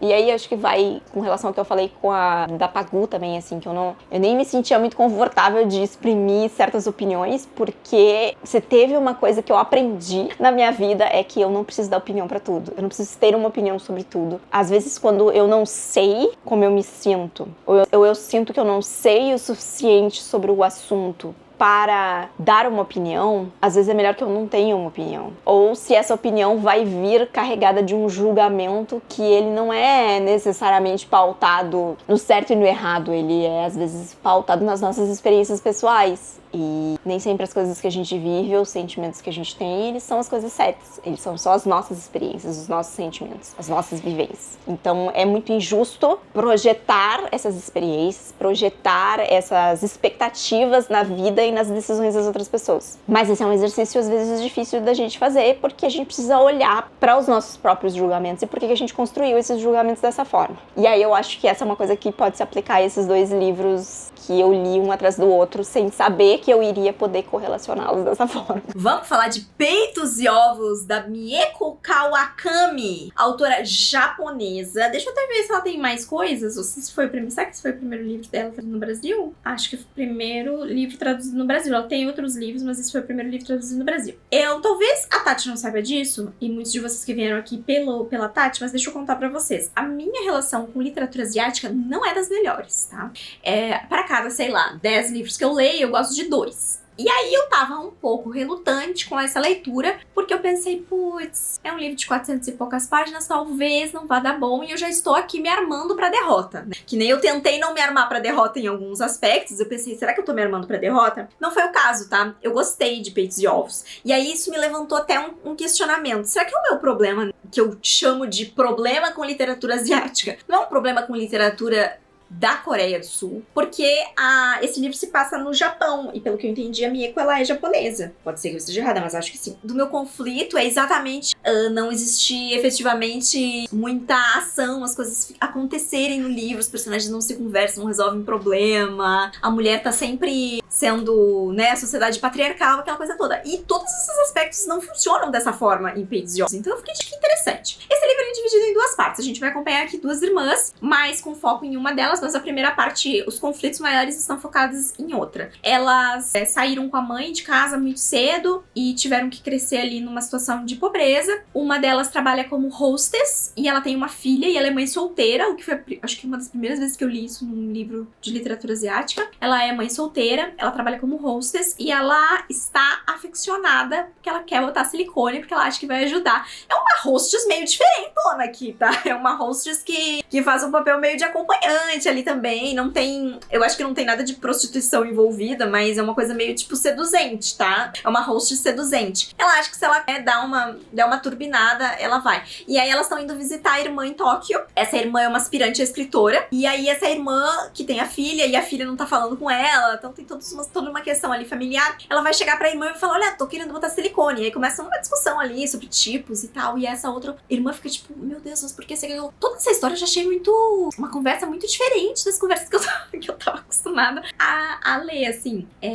Alguns exemplos de livros de autores que eu gostei. Aqui posso citar a Vegetariana, posso citar O Bom Filho. Esses dois funcionaram. Tem um também do gato. Como é que é o nome do gato? O Relato de um Gato Viajante? Acho que é, talvez. Esse eu também curti. Enfim. E aí a segunda metade é focado nessa outra irmã. Então ela conseguiu melhorar de vida. Ela é solteira. Ela não gosta de ter relações sexuais, assim. Então ela não quer engajar com isso, mas ela conseguiu prosperar também um pouco enquanto escritora, ela conseguiu publicar algo, ela melhorou de vida, ajuda a irmã agora e tal, ela tá escrevendo um novo livro, e ela sentiu um chamado aqui da natureza, e ela quer ser mãe, só que ela não tem um parceiro pra ser mãe, ela não gosta do ato do sexo, então ela tá rolando uma conversa aqui sobre inseminação artificial, não é inseminação artificial, é meio inseminação artificial, só que é você buscar sêmen de doador anônimo pra fazer a inseminação. A segunda metade desse livro é muito sobre esse diálogo do que isso pode gerar na criança que cresce e depois descobre que não sabe quem é de verdade os seus pais. E aí eu fiquei pensando pensamentos. Eu quero muito, inclusive, depois desse take, assistir o vídeo da Tati, porque eu não assisti o vídeo da Tati, pra eu não ser contaminada pela opinião da Tati. Pra eu saber qual é o principal diálogo que pegou a Tati nesse livro. E assim, galera, eu sou uma pessoa que eu abordo as coisas na minha vida de forma lógica, tá? Eu sei que quem me acompanha sabe disso, eu sou muito lógica. E esse livro me deixou pensando numa coisa muito curiosa, que é o quanto, às vezes, a gente se esconde atrás de desculpas esfarrapadas pra não lidar com problemas que nos pertencem, sabe? Tipo assim, ai, não, eu sou assim por causa da minha mãe. De vez em quando eu falo, tipo, isso aqui eu herdei da minha mãe, mas eu falo de coisas físicas, eu não falo de coisas assim. Por exemplo, falar bastante, uma coisa que minha mãe fala bastante, mas eu sei que é uma coisa minha, tipo, não tem influência da minha mãe, não é necessariamente, nossa, é um traço genético da minha mãe que passou e eu falo porque...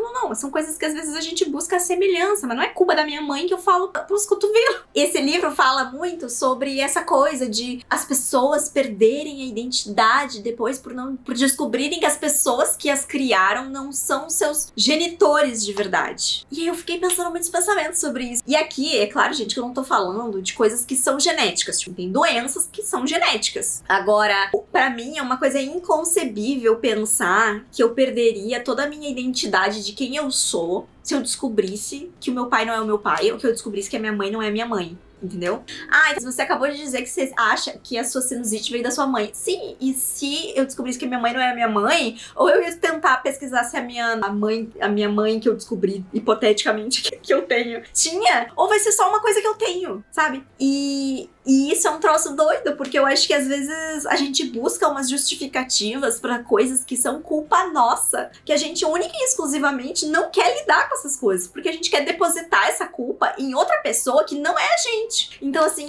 eu sou isso, eu sou aquilo porque o meu pai e minha mãe, eu sou assim, não sei o que, porque eu cresci desse jeito. E é claro que existe, a vida que a gente vive influencia a pessoa que a gente é, mas você descartar quem você é inteiramente porque você não sabe de onde você veio, é uma coisa inconcebível na minha mente lógica. Porque isso vai... A gente tá falando aqui de doador anônimo, mas é uma conversa muito próxima da conversa da adoção. Então, se você descobre que você foi adotado, então isso muda toda a sua visão de vida, você passa a não saber mais quem você é, porque você cresceu não enquanto uma pessoa, enquanto ser individual, você cresceu enquanto uma sombra de duas pessoas que você não... Gente, a gente é quem a gente é. E a gente não precisa seguir os mesmos passos dos nossos pais, nem refletir os mesmos erros dos nossos pais, e nem viver à sombra dos nossos pais se a gente não quiser. Nós somos seres individuais, seres que podem e têm o direito de construir suas próprias vidas baseado nas coisas que acreditam, e a gente não precisa acreditar nas mesmas coisas que os nossos pais. Então, esse conceito de eu não ser quem eu sou, porque de repente eu descubro que alguém ao meu redor não é quem eu achei que essa pessoa era, é inconcebível na minha mente. Eu fico tipo, gente, o que está acontecendo?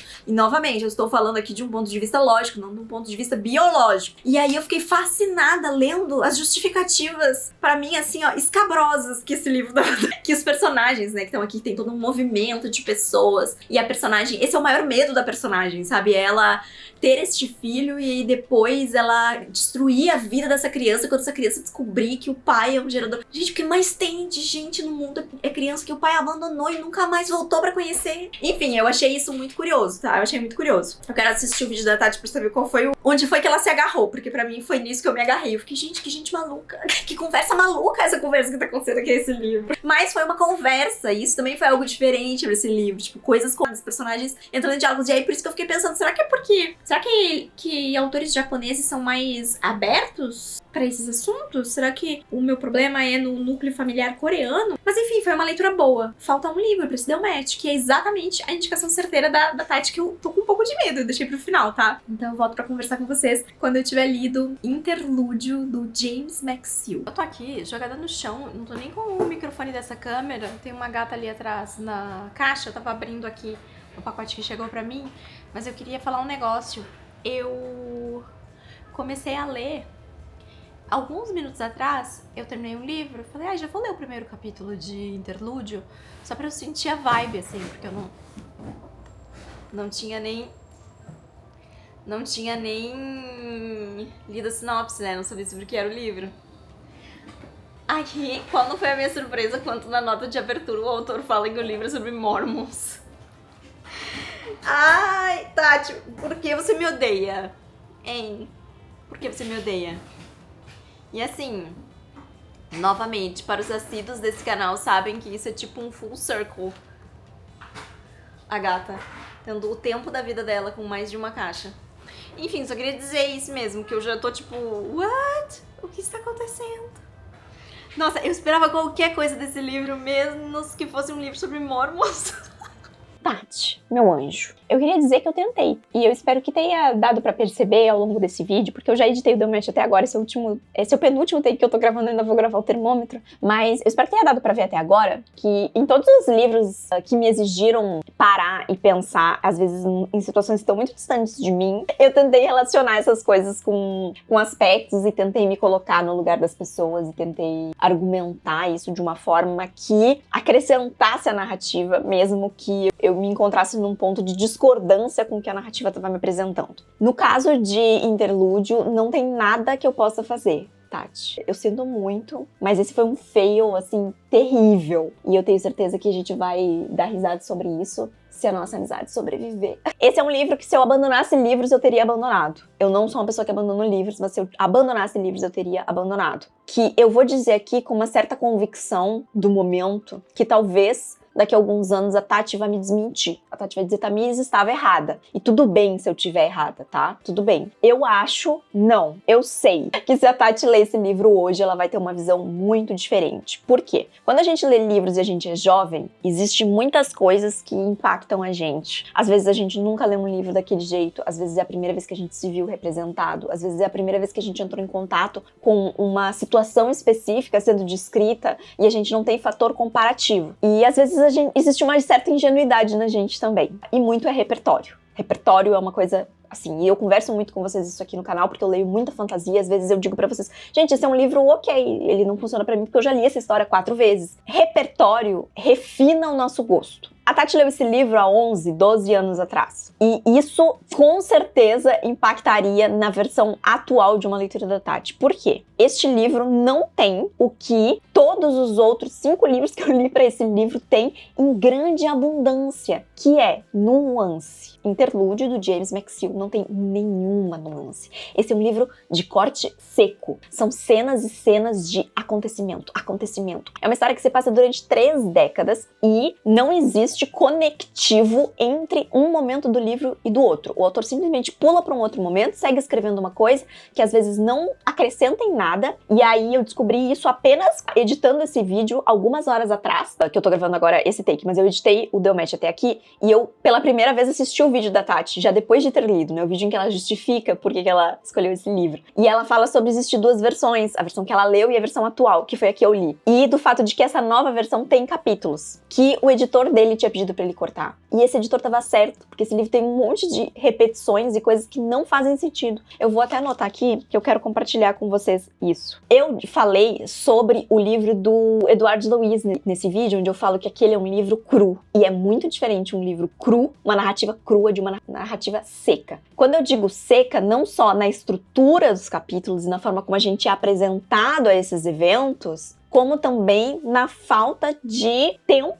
e esforço aqui para os personagens pensarem sobre as coisas que eles viveram, sobre todas as coisas horríveis aqui que foram infringidas nesses personagens. Esse é um livro de acontecimentos, então tipo assim, sofrimento, sofrimento, coisa horrível, sofrimento, coisa horrível, sofrimento, coisa horrível, choque, choque, aconteceu, seguiu em frente, vida que segue, não existe pausa para pensar. E para não dizer que eu separei um trecho para ler para vocês do que é o momento em que há maior reflexão nesse livro, para vocês terem uma ideia de como também é o estilo de linguajar da história. Antes de eu ler, eu inclusive vou falar sobre isso, que é uma coisa que me incomodou. Primeiro, questão da nuance, inexistente. O livro extremamente repetitivo, cheio de partes que não fazem sentido para a história. Não é nem que não faz sentido na história, não acrescentem nada na história. O efeito no leitor é pura e unicamente de ver o outro sofrer. A gente não tem nenhum momento do personagem autorrefletindo sobre aquilo, e ele chegando a alguma conclusão, ele percebendo alguma coisa, ele amadurecendo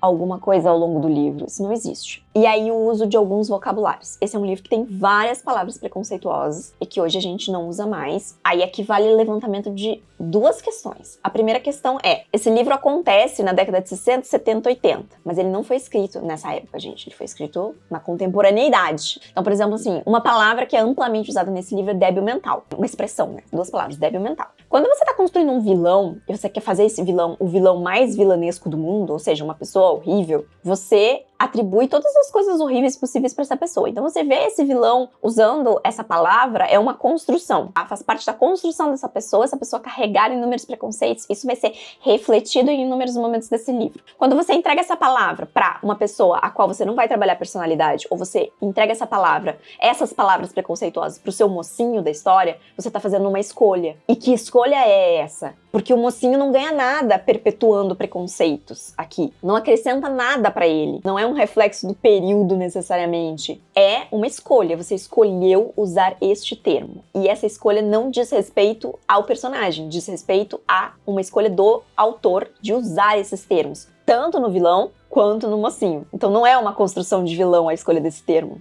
É uma escolha de uso de termo no livro. Esse livro foi revisado porque ele foi republicado e essas coisas poderiam ter sido ajustadas. Assim como o autor tirou tempo para inserir capítulos, o autor podia ter tirado tempo para revisar o próprio texto. Inclusive, este é um texto que na sua própria introdução tem erros de concordância. Então, assim, no primeiro texto de apresentação do livro existem erros. Mas esse livro foi republicado mais de uma vez. Ninguém revisou esse livro para botar ele no ar mais de uma vez, então não sei. Mas isso me incomodou. E aí, a gente entra na parte das escolhas de linguajar aí também, de novo, do autor. Eu vou ler pra vocês o que é o momento de maior reflexão nesse livro e como ele termina, pra vocês entenderem por que eu digo que tudo é muito seco e por que eu acho que o impacto desse livro, ele está muito em você se compadecer dos acontecimentos, do sofrimento, ou você buscar uma identificação, que eu acho que pode ter sido exatamente onde bateu forte na Tati, dela tá lendo um personagem, uma história de amor, porque é isso, o livro é uma história de amor entre dois personagens, dois garotos, sendo que um deles vem de uma família americana mormon, e eles são separados aqui na história, e um deles vai passar por coisas horríveis, tratamento de choque, e o outro vai ficar pra trás lidando com outras coisas aqui que envolvem, né, esse luto do abandono aqui desse outro personagem, tá? Essa é a história em sua essência, assim. Eu vou ler pra vocês terem um exemplo. Essa aqui é a parte mais assim, o momento onde o personagem mais vai refletir sobre o que aconteceu, tá? Ele sofreu um estupro. Que é assim, a gente descobre por uma frase no livro que ele sofreu um estupro. E aí passam-se capítulos e capítulos e capítulos sem se falar sobre aquilo. E de repente se menciona aquilo de novo pra justificar um negócio. E depois a gente chega nesse momento aqui, onde ele fala assim: não acredito que nunca souberam de nada, mas não fizeram nada. A minha voz veio forte e meu rosto queimou. Eu não fiz nada. Nada. Não mexi uma palha. Vinha agora uma incontrolável dor no peito, seguida por uma dormência nas pernas. Eu vivi esse tempo todo num mundo em que não havia lei? Naquela noite corri mesmo para o rio para acabar com a minha vida ou fantasiosamente acreditava que iria encontrar o Dennis, como se ele fosse aliviar todas as minhas dores. Eu poderia ter ido à polícia, ao pronto-socorro, ao bispo da igreja mórmon que fosse, se eu tivesse lhes mostrado o estrago que John havia feito no meu corpo e no meu cu. No meu cu. O pensamento virou agora um murmúrio, embora eu quisesse gritar. Eu não gritei, e voltei a mexer nos papéis e segui a cena como se nada tivesse acontecido. Deu pra entender por essa cena que eu falei por falta de reflexão / corte seco? É isso. Isso aqui é o máximo de densidade de reflexão que os personagens vão se auto-infringir. Então, assim, toda a conexão e toda a emoção desse livro tem que partir do leitor. O livro não entrega isso. Ele só entrega acontecimentos de crueldade. E aí a gente vai pro vilão. O vilão é a personificação aqui de uma pessoa horrível. Mas é só isso que ele é. Ele é só... Vamos pegar uma pessoa e vamos transformar essa pessoa na pior pessoa do mundo. Então, ele vai estar atrelado a uma religião que é preconceituosa, ele vai estar atrelado à política, ele vai estar atrelado à tortura, ele vai ser um estuprador, ele vai ser um pedófilo, ele vai ser um pai horrível, ele vai ser um marido horrível, ele vai ser uma pessoa horrível. Ele não é um personagem real, ele é só uma personificação de todas essas coisas misturadas. Ele vai matar animais, ele vai aprisionar o filho, ele vai fazer tudo ele faz. Todas as coisas horríveis ele faz. Mas quem ele é? Quem é esse vilão dessa história? A gente não sabe. Teve um momento nesse livro que eu fiquei, gente, o que está acontecendo aqui? O visto e o passaporte do garoto viram um personagem na história. A partir do momento em que os dois são separados, um vai para os Estados Unidos e o outro fica no Brasil. Daí a gente tem um momento onde o personagem tenta tirar um visto. Daí ele não pode tirar o visto porque ele é um fudido. Aí existe todo um arco aqui sobre venda de joias, diamantes, enriquecendo por causa de diamantes que não entendi por que precisava estar na história. Porque, sei lá, se o personagem principal não fosse um fudido e ele tivesse uma vida mínima estruturada, poderia ter contado exatamente a mesma história com menos tragédia. Mas não, a gente tem que ter essa parte de viver num puteiro, de ser pobre, mas aí ele é pobre, mas dali a pouco ele já não é mais, porque ele encontra uns diamantes que ele tá trazendo de um outro lugar que também não é uma coisa, que é um sentimento que é uma coisa de exploração, então o mocinho já não é mais mocinho, mas ignora que ele tá explorando lá, que ele tá roubando pedras de um outro lugar pra vender aqui, porque isso não é importante pra história, isso não é importante pra história. Aí depois ele consegue tirar o passaporte, o visto e o passaporte, daí pega fogo no lugar e queima o passaporte. Aí depois ele resolve sair do Brasil, ele vai pra Manchester. Aí ele volta, ele resolve que ele quer tirar de novo o visto. Daí ele vai lá e aí ele não pode mais tirar o visto porque tem um processo com ele no Brasil. Ok. Aí passa mais uns capítulos, o personagem vai de novo, é a quarta vez, ele vai de novo tentar tirar o visto. Aí ele consegue tirar o visto. Aí ele finalmente vai viajar. E aí ele chega no aeroporto, o que acontece? Ele esqueceu o passaporte e o visto. São páginas e páginas e páginas e páginas de um personagem lutando pra tirar um visto. Numa história onde o personagem passa viajando do Brasil pra Manchester, de Manchester pro Brasil, numa coisa onde a história começa tão longe de onde o personagem vai parar e não tem nada de substância no meio que conecte uma coisa na outra, os argumentos são tão frágeis. E por quê? Porque eu fiquei lendo tanto tempo sobre um passaporte, sobre um visto na história. Por quê? Porque o autor queria encontrar um jeito de proibir este personagem de ir atrás do outro personagem. E pra isso ele criou essa grande enrolação aqui no meio da história que não serve à narrativa. Porque chega um momento que é impossível você estar lendo e você não pensar, gente, por que essa é a 6ª vez que eu tô lendo sobre o passaporte desse garoto? E aí o livro termina. E o que pra muitas pessoas pode ser um final feliz, eu achei bem de mau gosto, na verdade. Porque é feliz pra quem, exatamente? Pra pessoa que agora tem a sua vida, teve de volta um pedaço da sua vida que lhe foi roubado, mas que você nunca vai, mas que também é uma lembrança daquilo que você perdeu. pra pessoa que agora tem um grande problema na sua vida, mas que na verdade não é pra gente ver como um problema, é pra ver como seu grande amor que retornou, sendo que parece que num período de 30 anos, nenhum dos personagens conseguiu efetivamente progredir, seguir em frente. Na verdade, eles apenas voltaram. A minha visão do final desse livro é eles voltaram pra uma prisão. Porque agora, ao invés deles se amarem e poderem aproveitar esse amor, eles se aprisionaram um no outro. Porque eles, na verdade, nunca lidaram com nada das coisas que eles passaram. Porque o livro não me mostrou esses personagens lidando com nada. Quando um desses personagens parecia ter seguido em frente, o autor resolve dropar o outro personagem em cima dele e trazer tudo de volta. Como se reviver um amor deixado pra trás e separado em forma trágica fosse curar todas as feridas. E, gente, não cura. Não cura. Especialmente quando você trabalha uma história onde não existe conversa, não existe nuance, não existe nada. Existe você começar uma pequena reflexão sobre um estupro e terminar falando de cu, porque você não consegue chegar a lugar nenhum com o texto que você tá escrevendo. E aí, parece até meio maluco pensar que eu li esse livro do lado de Não Fossem as Sílabas no Sábado, que é uma coisa, que é uma escrita linda, que é uma história sobre luto, e que é melancólico, e que essa história poderia ter sido escrita no estilo da Mariana, e que seria uma coisa comovente, e iria carregar o leitor de um jeito mágico, que poderia ser de uma forma autobiográfica e crua, mas não seca, e ao mesmo tempo imprimir e ocultar coisas, como apagou conta na autobiografia dela. Aí, de novo, posso trazer o exemplo do Edward Louis aqui, que escolhe se mostrar, às vezes, enquanto um personagem imperfeito, no seu personagem imperfeito dentro da sua história, às vezes flertar com uma certa mentira com o leitor por dizer coisas que, às vezes, a gente não acredita que são verdade do que ele tá dizendo, ou até a gente pode ir para uma percepção mais próxima de peitos e ovos. Você vai querer entrar numa discussão sobre existência, mas todos esses outros livros têm nuance. E aí, vou voltar aqui. Eu consigo me colocar no lugar da Tati, ou pensar como a Tati talvez tenha pensado quando ela leu esse livro pela primeira vez, enquanto talvez lá quando ela leu, em sei lá quando, 2013, 14, 12, ela leu esse livro pela primeira vez e talvez ela nunca tivesse lido um livro com uma expressão de amor LGBT. Talvez ela nunca tivesse lido sobre essas coisas horríveis que podiam ser feitas. Talvez, por ser uma história de amor que termina com um final feliz, isso tenha trazido pra ela algum tipo de acalentamento. Mas eu, como falei, eu duvido que a Tati lendo esse livro hoje, ela vai, depois de ter lido, depois da carga literária e de todas as, vou usar de novo essa palavra, nuances de outros autores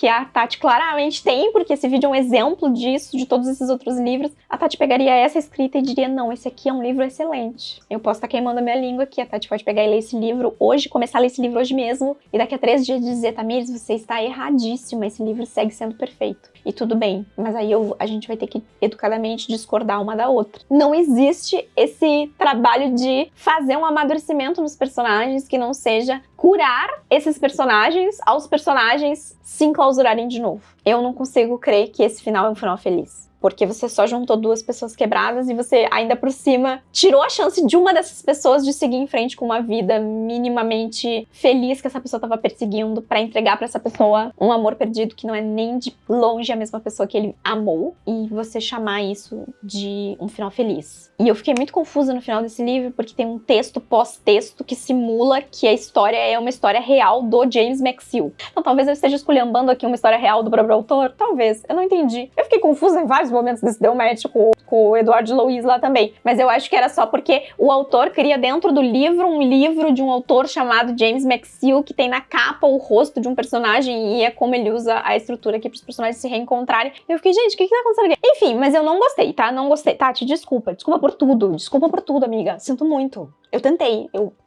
E se por acaso tu estiver muito brava comigo nesse momento, o que eu espero que não seja o caso, mas se tu estiver muito, muito brava comigo nesse momento, eu gostaria que tu lembrasse que isso aqui foi uma dor auto-infligida, tá? tu te pregou essa peça. Tu podia ter pedido, Tati, pra eu ler qual que é livro no mundo. Qual que é livro no mundo, amiga? E você pediu pra eu ler esse. Minha negação seria apenas bíblias. Tipos diferentes de bíblias, de diferentes religiões. É minha única negação do Delmet. Ademais, a gente lê tudo neste quadro. Então, ferida auto-infringida. Desculpa por tudo. Amanhã eu volto pra finalizar esse Delmet com o termômetro de compatibilidade ao qual Tatiane Leite se auto-sabotou. Porque este livro tava indo tudo muito bem. E esse livro vai dar uma rasteira violenta na nota da Tati. A gente vai fazer 2 termômetros. A gente vai fazer um termômetro considerando a indicação certeira da Tati e um desconsiderando a indicação certeira da Tati, pegando o meu livro que eu dei. Vamos até brincar disso amanhã. Pronto, chegamos ao final, vamos finalizar esse Delmet. O que aprendemos com essa TBR da Tati? Aprendemos que Tati gosta de ler sobre pessoas que sofrem, porque absolutamente todos os livros têm uma sofrência pungente.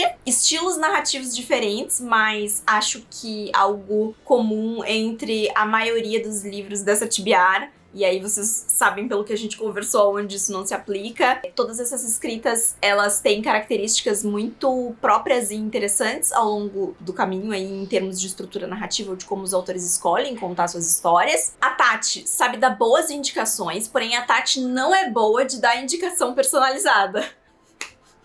Mas tudo bem, né? A gente tem que saber fazer a nossa própria curadoria em cima das indicações. E acho que particularmente eu me saí muito bem nessa curadoria na parte que me tocou aqui pra esse Delmet. Lembrando que existe um vídeo mostrando como eu cheguei a essa TBR aqui que saiu, que é exclusivo pra membros. Então bora montar o termômetro de compatibilidade e ver qual foi a nota que a Tati ficou. Eu vou começar do que eu menos gostei para o que eu mais gostei. E eu realmente precisava limpar meu óculos, né? Porque tá horrível. Galera, eu acho que nunca na minha vida eu dei 0 estrelas pra um livro, tá? Então sempre a minha nota mais baixa do Delmet, quando é um livro que eu realmente não gostei, é 0.5.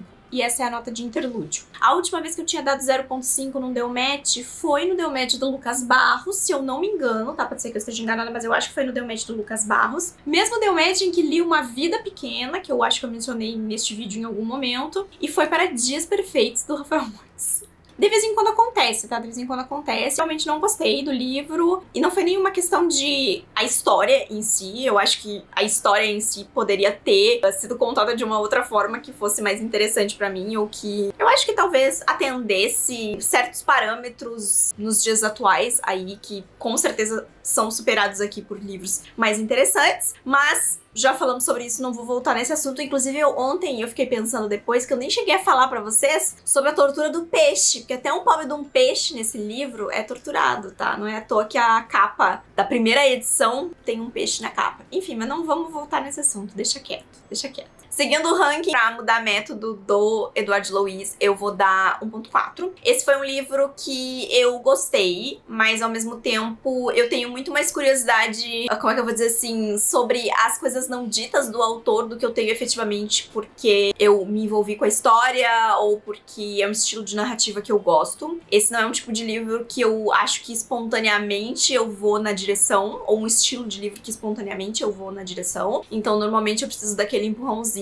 Eu leria outras coisas desse autor, mas provavelmente eu não lerei por livre e espontânea vontade, né? Vai precisar aparecer num outro Delmet, vai ter que virar um livro viajante, vai ter que aparecer numa TBR aí que eu monte de forma aleatória, porque apesar de eu ser curiosa, eu tenho outras coisas que eu gosto mais do que esse estilo de história e até da forma como ele escreve, enfim, mas ainda assim foi uma experiência interessante. Conhecer a história e também por que tá todo mundo falando tanto sobre esse autor atualmente. Depois, pra Pagu, autobiografia precoce, eu vou dar 1.6. Eu gostei muito de conhecer a Pagu por esse livro. Eu acho que é um bom vislumbre de uma época da vida dela. E eu acho também que é interessante pensar no quanto, lendo este livro, ainda que você aprenda muitas coisas sobre Patrícia Galvão, você também não fica sabendo de muitas coisas, assim, né? Porque realmente é um recorte da história dela. E foi um livro que eu me peguei pensando muito exatamente sobre essas coisas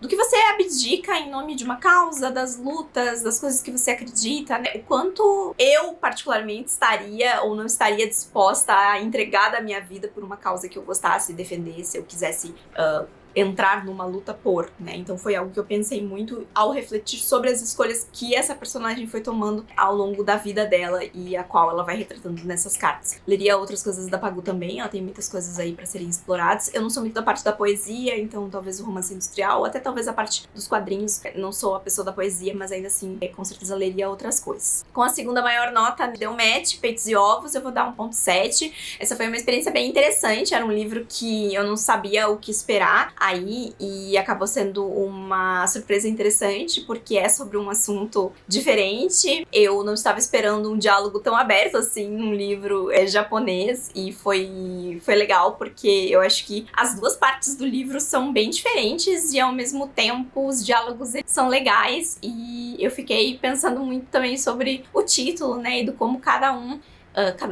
né, o Peitos e os Ovos, eles têm posições diferentes em um momento na história onde as coisas se intercalam, assim. Então, foi uma leitura particularmente interessante e que também provavelmente não teria feito se não fosse por causa desse aqui da Tati. E aí, o livro que eu mais gostei de Satibiar foi Não Fossem as Sílabas do Sábado. Inclusive, eu percebi enquanto eu editava este vídeo que eu falei várias vezes o nome errado. Eu falei Não Fossem as Sílabas de Sábado. E aí, eu fui editar o vídeo em que eu monto a tibiar da Tati, que saiu pros membros, e eu percebi que a Tati também tava falando assim. Parece que é mais natural falar de sábado do que do sábado, mas tem muito a ver com o significado do que esse título representa também dentro da história, eu acho, né? A composição da sentença, né? Da frase. E essa autora foi uma adorável surpresa. Eu quero ler o outro livro dela, né? O Se Deus Me Chamar, Não Vou. Acho que é esse o nome. E outras coisas que vierem aí, porque eu gostei muito. Como vocês podem ver aí na tela, a nota da Tati ficou em 7. 7 é acima da média, tá, Tati? Então não tem problema.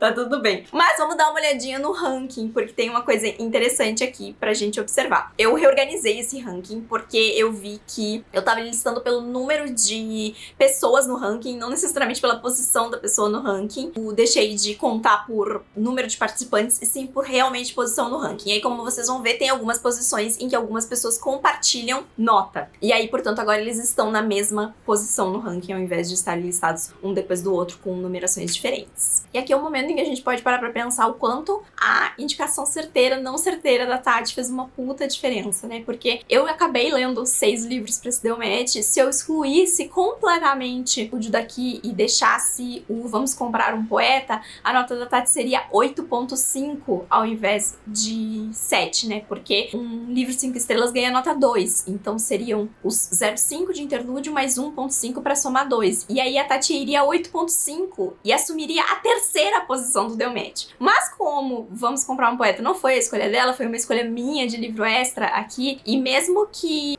eu fiquei em dúvida, nesse vídeo aqui aparentemente eu cortei essa parte, mas na montagem da Tibier dá pra ver, eu fiquei em dúvida se eu colocava ou Não Fossem as Sílabas do Sábado ou Vamos Comprar um Poeta. A diferença desses dois foi de 2 décimos, então não faria muita diferença na posição final que a Tati efetivamente ficou no ranking, que é a 11ª posição, fazendo companhia ali pra Bárbara Sá, porque ela só subiria uma posição se fosse o caso aqui de eu ter escolhido um outro livro pra ser o livro oficial, mas eu mantive Não Fossem as Sílabas do Sábado porque foi um favorito do ano da Tati. Aí, amiga, eu espero que você não tenha ficado tão traumatizada aí com esse vídeo e com esse resultado. Eu definitivamente não fiquei, tá? Ter livros que eu não gosto nesse quadro, as partes é ossos do ofício aqui. Eu, obviamente, quero fazer esse quadro sempre encontrar boas leituras, mas às vezes acontece, e essa é a grande graça do Deu Match também, na minha opinião, é, em parte, eu entrar em contato com livros que são muito diferentes do que eu leria e eu me dispor, né, a fazer essas leituras, mas também eu encontrar algumas coisas no meio do caminho que vão causar uma certa frustração e vão gerar momentos interessantes aí, porque o que a galera gosta não é de ver a gente dando 5 estrelas, né, vendo a gente não gostar dos livros. Então eu espero que não tenha sido muito traumático pra você e que você tenha conseguido se divertir aí ao longo do resto do vídeo. Acho que foi certeiro da minha parte ter deixado pro final. O bom é que eu vou ver a Tati em breve aí, porque estamos na véspera da Bienal. Se vocês verem eu e Tati se engalfinhando no meio dos corredores da Bienal do Rio, vocês já sabem o motivo, mas eu tenho certeza que vai ficar tudo bem. Tenho certeza? Não, tenho certeza que vai ficar tudo bem. E obviamente eu adorei mergulhar um pouquinho na cabeça da Tati e nas coisas que ela gosta. Eu acho que os livros aqui são livros que eu consigo ver muito a Tati espiralando, porque foram livros que eu espiralei. Então é sobre isso, muitas maluquices. Mas chegamos ao final dessa edição. Espero que todos vocês tenham assistido e gostado também. Eu sei que o vídeo ficou grande, mas eu não quis quis cortar. Quero saber se vocês já leram algum desses livros, se tem algum leitor de interlúdio aqui nos comentários, né, na audiência, me contem aí. Se por acaso você ainda não é inscrito no canal da Tati ou não conhece o trabalho dela, por favor, passe lá pra conferir. E a gente se vê num próximo vídeo e também numa próxima edição do Deu Match, porque eu tenho 4 vítimas esse ano, a Tati foi apenas a primeira. Então, gente, se inscreva aqui no canal, deixem um joinha e a gente se vê na próxima.